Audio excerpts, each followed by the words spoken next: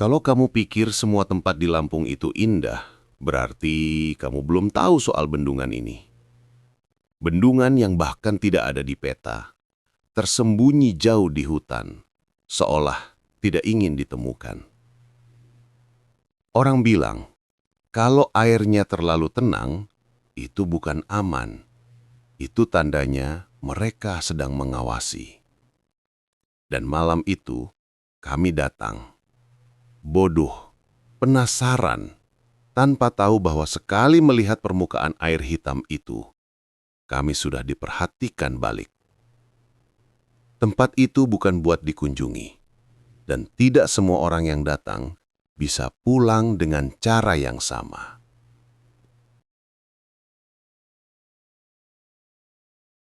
Hai, apa kabar kalian? Semoga sehat dan semangat selalu. Makasih ya udah mampir ke channel Hanya Horor. Ya udah yuk, langsung aja kita mulai ceritanya.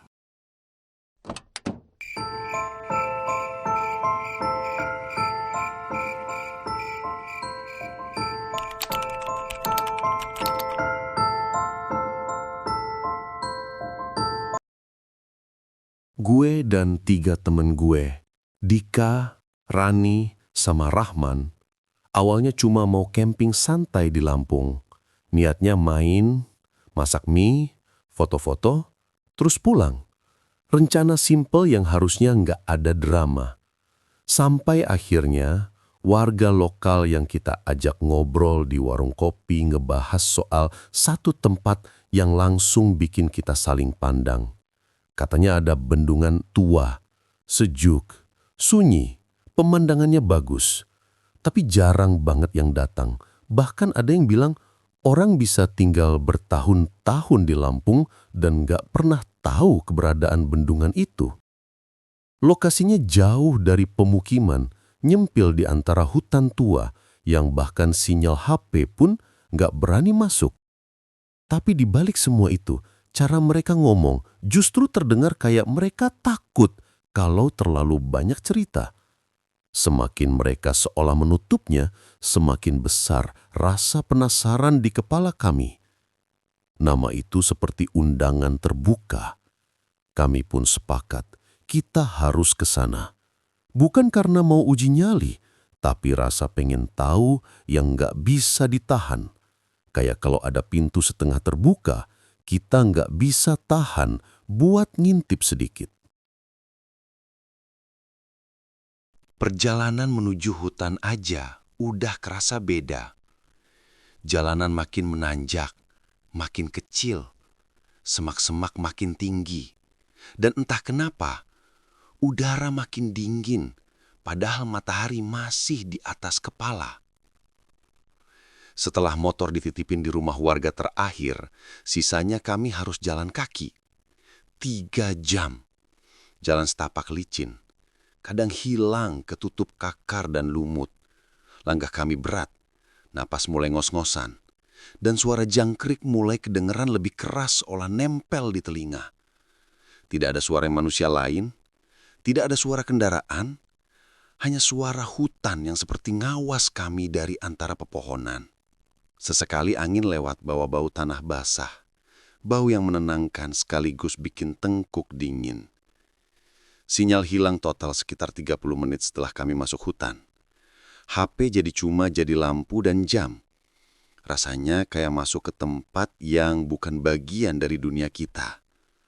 Waktu jalan makin lama, rasa capek berubah jadi waspada. Ada momen pas kami lewat satu jalur, tiba-tiba suasana sunyi total. Jangkrik berhenti. Daun yang tadi gerus-gerus tertiup angin juga hilang suaranya.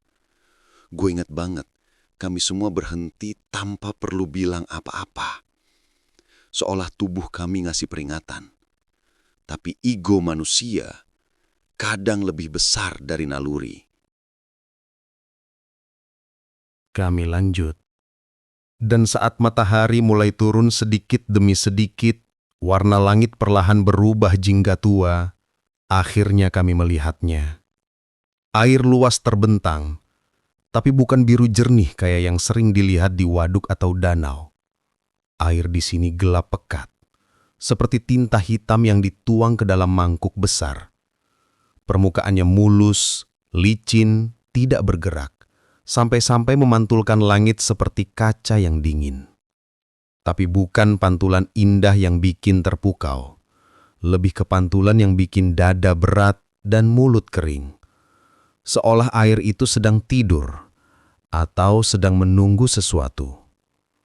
Sejujurnya gue pikir bakal ada suasana damai waktu sampai bendungan, tapi kenyataannya jauh dari itu.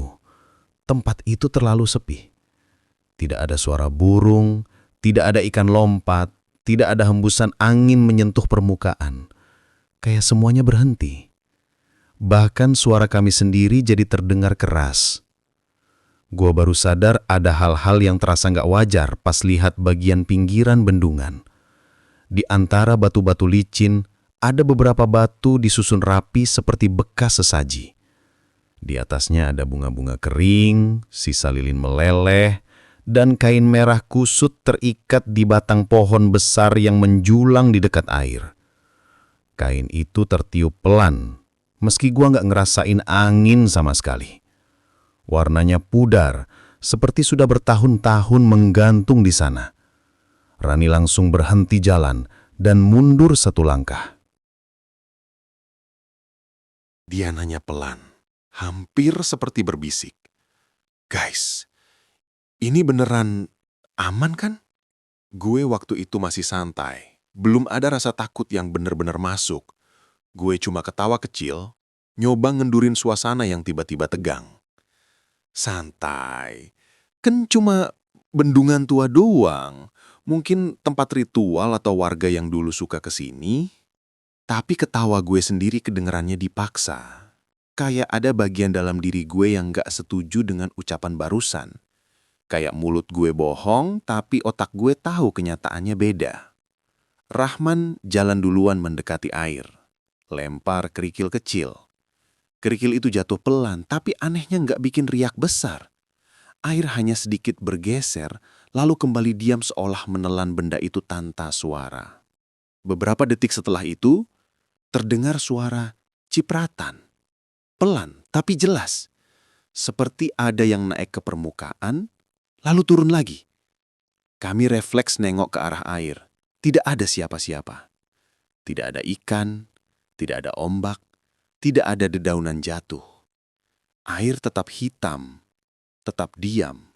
Rani langsung megang lengan gue, dingin, tegang. Gue mencoba yakinin diri kalau itu cuma suara ranting atau batu jatuh, tapi logika itu nggak bertahan lama. Karena cipratan kedua terdengar lebih dekat, lebih jelas. Seperti ada tangan yang keluar dari dalam air lalu masuk lagi. Kami saling berpandangan dalam diam. Tidak ada yang berani ngomong seolah kata-kata bisa bikin sesuatu muncul lebih dekat. Dika akhirnya bersuara dengan suara yang sedikit goyah, bilang mungkin ada ikan besar. Tapi semua orang tahu itu bukan ikan. Air terlalu tenang, terlalu mati untuk jadi rumah makhluk hidup biasa. Saat itu gue belum sadar kalau kami baru saja masuk ke tempat yang tidak seharusnya didatangi manusia. Tempat yang punya mata, meski tidak punya wajah. Tempat yang diam bukan karena kosong, tapi karena sedang memperhatikan. Dan suara cipratan itu hanyalah sambutan. Pertanda bahwa mereka sudah tahu, kami datang. Malam itu setelah kejadian suara cipratan yang gak jelas, kami tetap memutuskan buat ngecamp di tepi bendungan. Gue nggak tahu itu keputusan bodoh atau nekat, tapi saat itu kami mikir semuanya masih wajar, sekadar tempat tua angker yang punya cerita. Api unggun menyala kecil, ngebakar kayu basah yang asapnya lebih banyak daripada panasnya. Angin malam di sana aneh, dinginnya bukan dingin biasa, tapi dingin yang kayak meresap sampai tulang dan bikin jantung deg-degan tanpa sebab. Kami duduk melingkar, ngobrol seadanya sambil sesekali memandangi air gelap yang bahkan gak memantulkan cahaya api unggun kami. Rasanya kayak ada mata lain yang memperhati dari arah bendungan. Kayak kami cuma tamu yang masuk tanpa izin. Sekitar jam 12 lewat dikit, Rahman tiba-tiba kebangun. Mukanya pucat, keringat padahal udara dingin. Dia bilang ingin cuci muka di tepi air. Katanya biar seger. Dika langsung cegah. Suaranya setengah berbisik tapi terdengar tegas. Jangan. Katanya kalau malam jangan dekat air. Peringatan itu jatuh begitu aja. Rahman cuma ngelambai cuek dan jalan. Senter kecil di tangannya memantulkan cahaya tipis ke arah pepohonan. Gue dan Dika saling tatap, ragu antara ngebiarin atau nyusul. Tapi beberapa menit berlalu dan Rahman gak balik. Akhirnya kami bangun, bawa senter, dan nyusul ke tepi bendungan. Jalan tanah basah, rumput panjang nempel di kaki. Udara makin pekat, kayak hutan menahan nafas. Dan di pinggir air, kami melihat Rahman.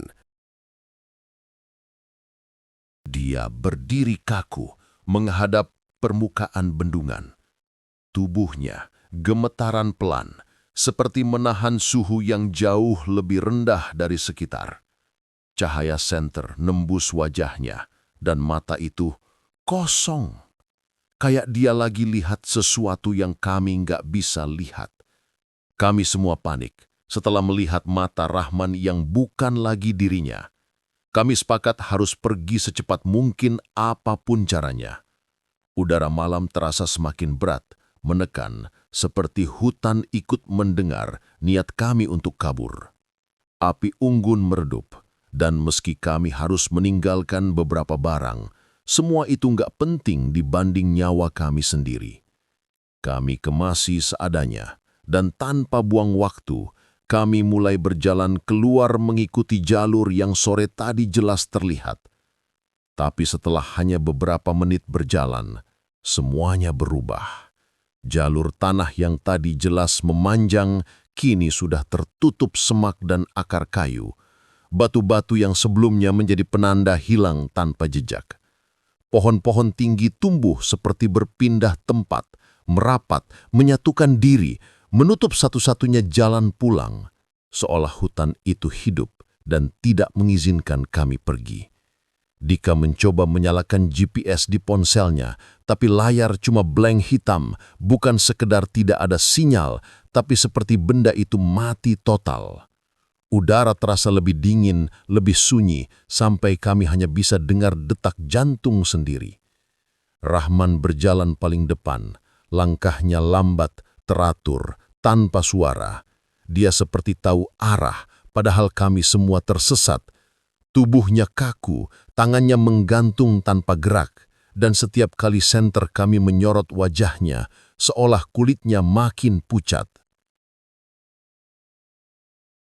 Kami terus mengikuti dia, karena tidak ada pilihan lain. Tapi kemudian Rahman berhenti, diam di tengah jalan seperti patung. Kami ikut berhenti, menunggu, berharap dia sadar atau bicara sesuatu. Rahman lalu menoleh. Senyum yang muncul di wajahnya bukan senyum manusia. Sudut bibirnya naik terlalu tinggi, matanya kosong tapi ada kegembiraan aneh di dalamnya, semacam kelaparan. Ketika ia membuka mulut, yang keluar bukan suara Rahman. Itu suara rendah, menggema, seperti banyak suara berbicara bersamaan. Pendatang tidak boleh pergi. Semua bulu kuduk gue berdiri. Rani langsung teriak, suara tangisnya pecah, dan dia lari tanpa menoleh. Gue dan Dika refleks ikut, meninggalkan Rahman yang hanya berdiri memandang kami dengan senyum gelap itu. Di belakang kami terdengar suara tawa kecil, pelan namun jelas mengikuti. Tawa yang bukan manusia. Kami berlari di antara akar pohon dan semak berduri, napas terengah-engah, tubuh hampir jatuh berkali-kali, hutan sangat gelap, senter yang kami bawa seperti tidak cukup untuk membelah kegelapan, tapi kengerian semakin nyata ketika kami menoleh ke belakang. Di sela-sela pepohonan, bayangan tubuh muncul dari arah bendungan. Banyak, basah, membungkuk, bergerak perlahan seperti merayap keluar dari dunia lain. Tubuh-tubuh itu tidak mengejar dengan cepat. Mereka hanya berjalan, diam, tapi mendekat seakan tahu kami akan kehabisan tenaga duluan. Suara air menetes dari tubuh mereka mengiringi langkah kami seperti irama kematian yang sabar menunggu. Kami terus berlari, Tidak peduli arah, tidak peduli luka di kaki atau sesak napas yang hampir membuat pingsan. Kami hanya berusaha jauh dari tawa Rahman dan tubuh-tubuh basah itu. Sampai akhirnya, entah bagaimana, tanaman yang menutup jalan seperti terbuka lagi. Seperti ada celah kecil, hanya muat untuk kami bertiga. Dika menjerit memanggil Dwi dan aku keluar. Dan tiba-tiba, kami sudah berada di jalur desa. Kami tidak tahu bagaimana bisa keluar. Kami tidak tahu siapa yang membuka jalan itu. Tapi kami tidak berani berhenti untuk mencari tahu. Begitu sampai di perkampungan, warga yang melihat kami langsung berhenti beraktivitas. Mereka menatap dengan wajah pucat seolah mereka sudah tahu apa yang terjadi bahkan sebelum kami menjelaskan. Mereka tidak bertanya, hanya menutup pintu rumah satu persatu, perlahan dan takut. Kami bertiga kembali, tapi satu orang hilang. Rahman. Tidak pernah ditemukan lagi meskipun warga dan tim pencari mencoba berhari-hari lamanya. Bendungan itu tetap tenang, sepi, seperti tidak pernah mengambil siapapun. Tapi gue tahu, Dika tahu, Rani yang tidak pernah bicara lagi soal malam itu juga tahu. Rahman masih di sana. Mungkin berjalan di dasar air, mungkin mengawasi pendatang lain, atau mungkin tersenyum dalam gelap menunggu korban berikutnya yang datang tanpa izin. Karena siapapun yang masuk ke bendungan itu tidak selalu kembali sebagai manusia yang sama. Dan sampai sekarang, kalau kamu masuk terlalu jauh ke hutan Lampung dan melihat air hitam yang tenang seperti kaca, jangan mendekat. Karena mungkin mereka sedang menunggu pendatang berikutnya. Sampai sini dulu cerita kita kali ini. Share video ini ke teman-teman kalian kalau kalian suka cerita ini. Jangan lupa klik like dan subscribe channel Hanya Horor, karena masih banyak cerita yang belum sempat aku ceritakan. Assalamualaikum warahmatullahi wabarakatuh. Hanya Horor pamit. Sampai jumpa di cerita selanjutnya.